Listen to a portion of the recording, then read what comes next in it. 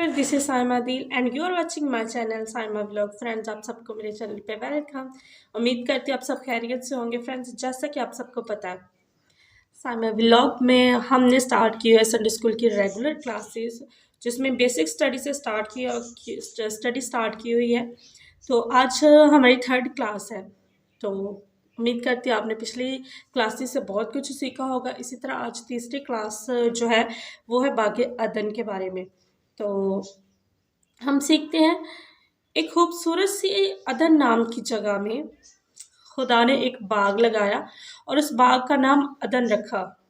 वहाँ खुदा ने इंसान को रखा था, जिसको खुदा ने अपने हाथ से बनाया, यानी मिट्टी से बनाया था, और उस शख्स का नाम आदम रखा था।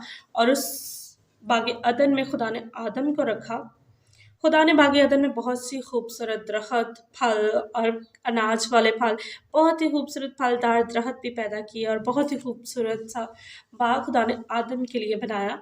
और उस दरख्त में, जो कि बाग के दरमियान थे, एक दरख्त हयात का दरख्त था और दूसरा दरख्त नेको और बद की पहचान का दरख्त था। खुदा ने आदम को ये कहा था कि तू बाग के दरमियान वाला जो दरख्त है उसका फल ना खाना। अगर तुमने उस दरख्त का फल खा लिया तो तुम ज़रूर ही मरोगे। लेकिन ऐसा नहीं हुआ। आदम ने नाफरमानी की। हवा ने हवा को बहलाया, और हवा जो है वह सांप के बहलावे में आके, यानी शैतान के बहलावे में आके, उसने नेक और बद की पहचान के दरख्त का फल खा लिया, और उसने आदम के लिए भी रख छोड़ा। इसलिए वो दोनों गुनहगार ठहरे, क्योंकि उन्होंने खुदा के हुक्म की नाफरमानी की थी।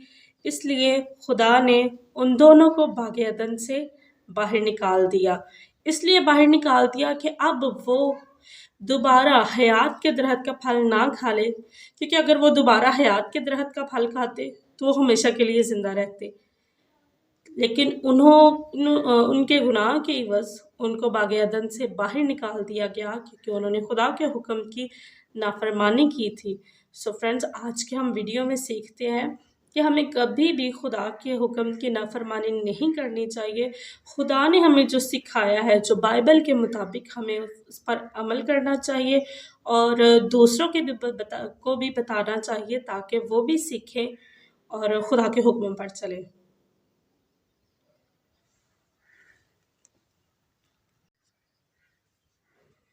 आज के लिए इतना ही। मिलेंगे नेक्स्ट क्लास में नेक्स्ट टॉपिक के साथ।